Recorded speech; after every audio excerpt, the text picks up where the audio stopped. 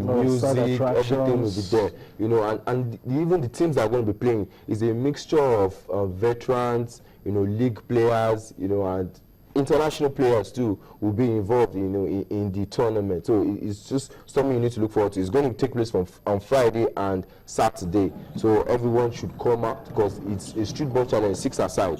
6 teams against 6 teams, 12 teams will be going down, you know, in that one. And of course, it's just a replica of what goes on, you know, in the US, where there are ballparks, where they play, you know, this wood against the other wood, you know, based on. How about prize money? Because prize money, 200,000 naira for the winners. Okay. You know, cleared second place, gets 100,000 naira. Right, the third and fourth place position team would share 50,000 naira, which means even as long as you all of that for enjoying yourself, you get 25,000 naira. That is third and fourth position, and of course the fans too have something to take home. You know, there'll be raffle draw, there'll be music, fun fair basically. So Friday, Saturday, the place to be definitely is Roe Park. Any other thing happening on the domestic scene?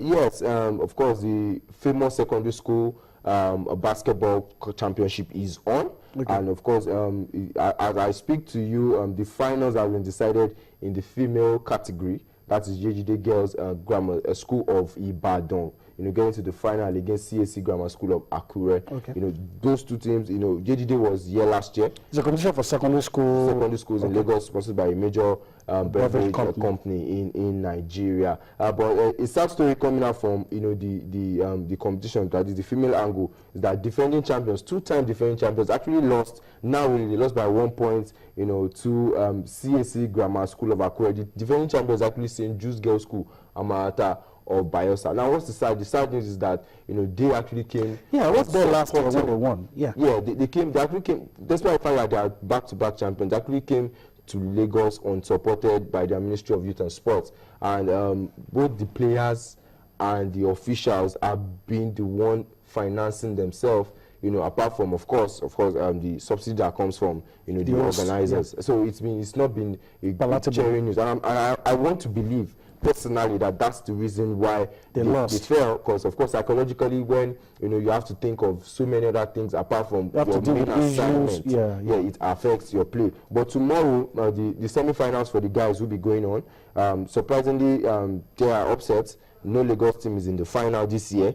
Of course, ISL won the competition last year, that is International School University of Lagos. But unfortunately, they didn't come to the finals this year, and the school that represented was knocked out from the group stage. So we'll be seeing in the first semi-final match tomorrow at the National Stadium in Lagos will be Murtala Mohammed College of Adamawa versus Ensign Demonstration Group of Schools, Benin City.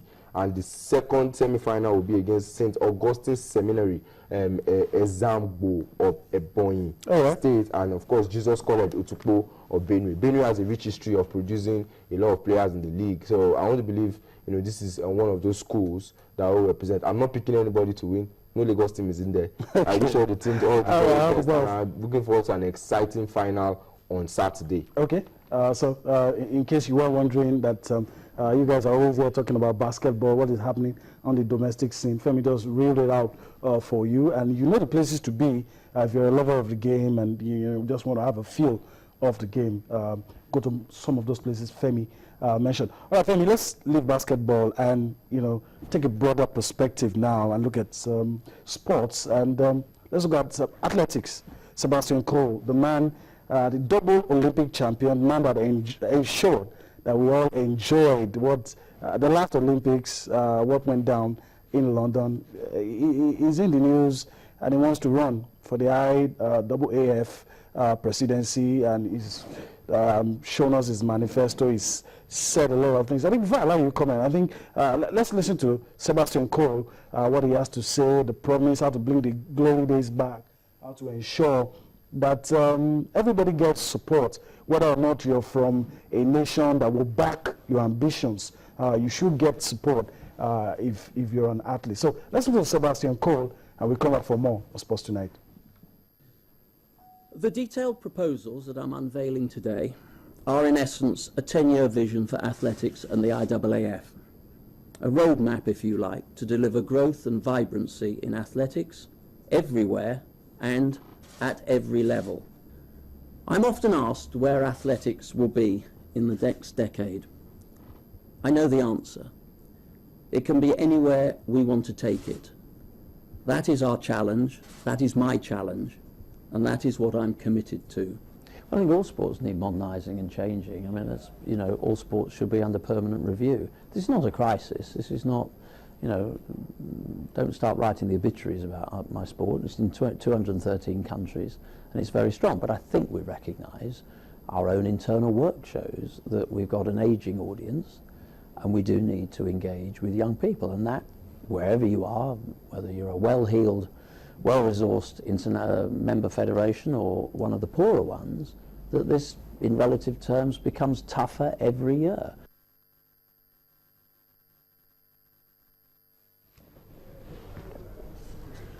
All right, well, Sebastian Cole talking there, and I don't know, what were you able to pick out? If elections are won by manifesto, it should be the next program. I mean, you say a lot of things that will interest us, especially if you're from some of those countries that doesn't seem to be able to support the athletes well.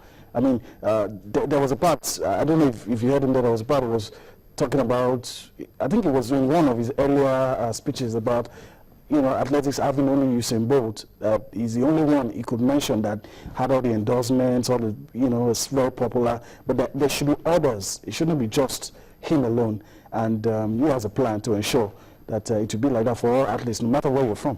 I think in all sports, I don't even want to agree with the Usain Bolt thing, because in all sports there are always standout athletes, and definitely some will benefit, you know, from the spotlight ahead of, you know, others. So will you be able to change that so much? I don't think so. But on other ground, manifesto, if you look at the pedigree of the person who's going to be, you know, competing against Sergio Bukha, you know, everybody knows that man, the Ukrainian 6-time world champion pole vaulter.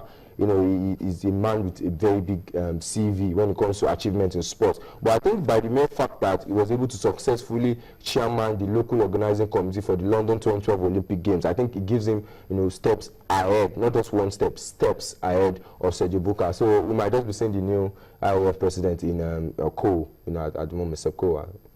All right. That's how we have to wrap things up on the show tonight. We hope that you've enjoyed everything we've been able to do tonight. We'll do this again tomorrow. Bye-bye.